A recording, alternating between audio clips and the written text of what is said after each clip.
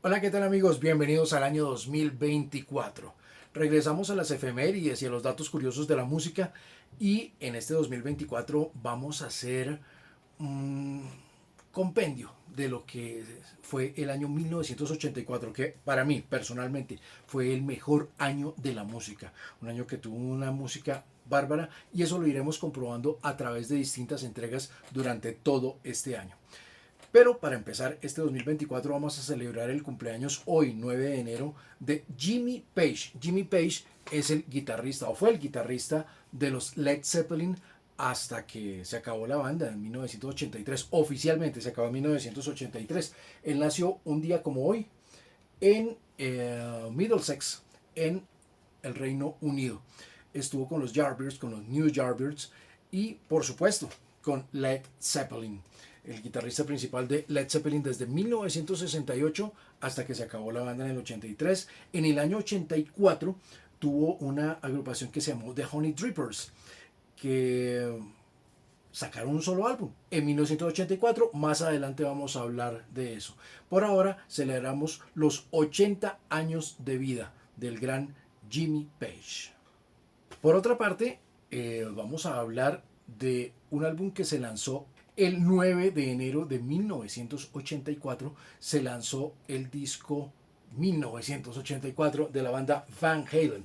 No aparecía como tal el nombre 1984 en números arábigos, como estamos acostumbrados, sino aparecía en números romanos. En números romanos aparecía ese 1984. Pero hablemos un poquitico de lo que pasó antes y por qué terminó saliendo este disco al mercado, que fue de lo mejor y al mismo tiempo el que ocasionó que se desbaratara Van Halen.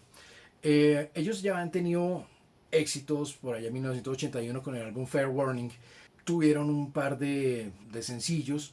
En el año 82 sacaron Diver Down, que sí, interesante y todo. Un par de covers, Dancing in the Street, la versión de Oh Pretty Woman, original de Roy Orbison, pero le faltaba, no tenía un single chévere como fue ese Unchained que había estado en el álbum anterior. De pronto, pues Warner, que era la compañía disquera, dijo, no, hay que buscar algunos elementos que podamos hacer que este álbum sea, pero durísimo.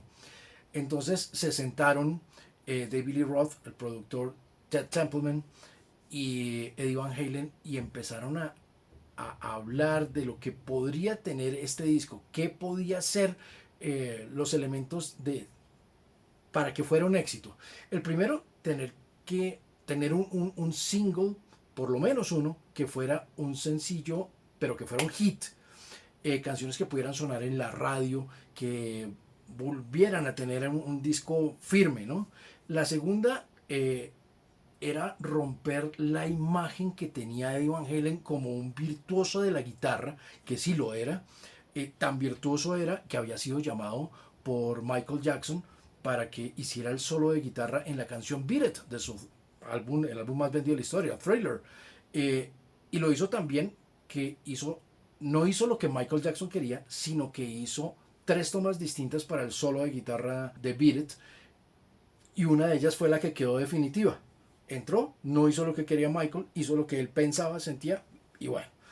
Entonces, eso, el solo hecho de estar metido dentro del álbum Thriller, el álbum más vendido de pop en toda la historia, significaba que podía estar metiendo algunos elementos de pop dentro de este álbum nuevo que tenía ya en la cabeza en 1983.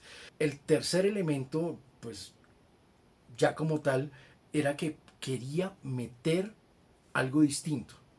Ya sabíamos que era un duro de la guitarra. Entonces empezó a jugar con los teclados. Él ya traía eso en la cabeza desde mucho antes, desde el álbum Woman and Children First. Yo creo que sí se puede hacer, podemos sacar un muy buen álbum, pero sin renunciar al estilo, a ese hard rock que ya traía el gran Van Halen.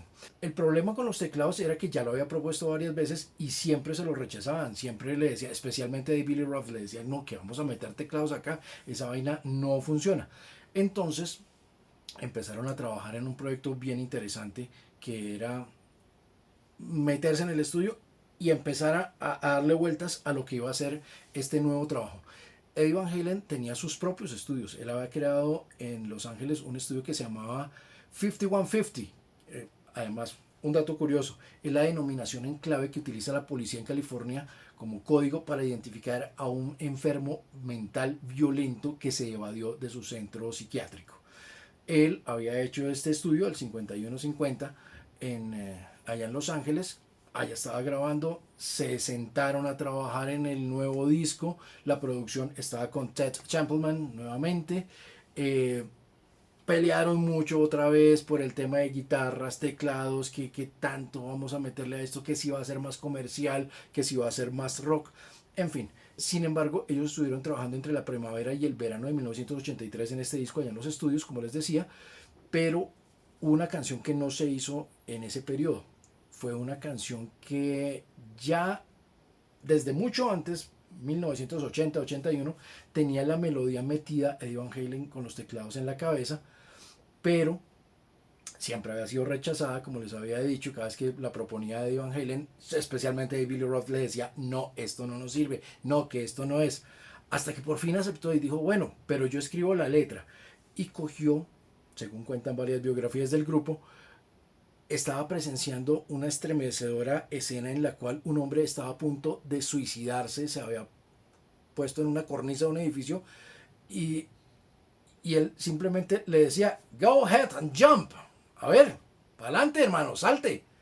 Y de ahí nació la famosa canción Jump, que tiene esos teclados.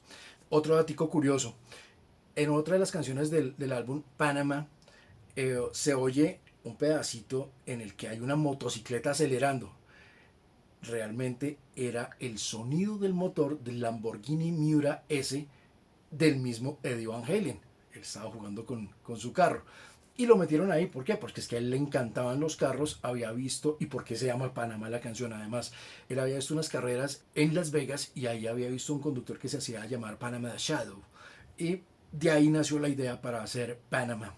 Definitivamente quedó terminado el disco en noviembre de 1983, lo mandaron a producción, estuvo listo para ser lanzado en la primera semana de enero de 1984, se llamaría 1984 y un disco maravilloso que se lanzó un día como hoy, el 9 de enero en el año de 1984.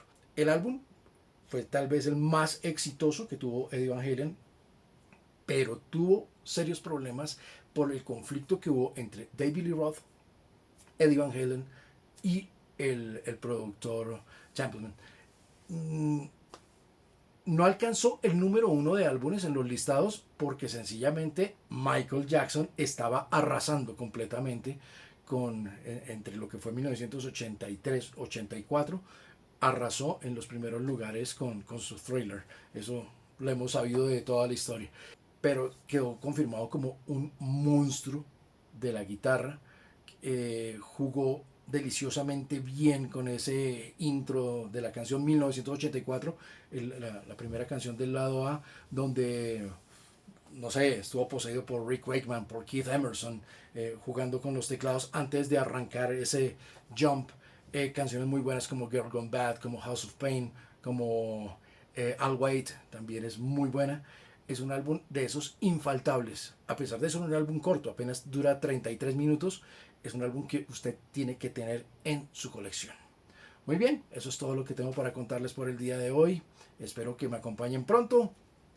Métanle ganas. Soy Flanagan DJ.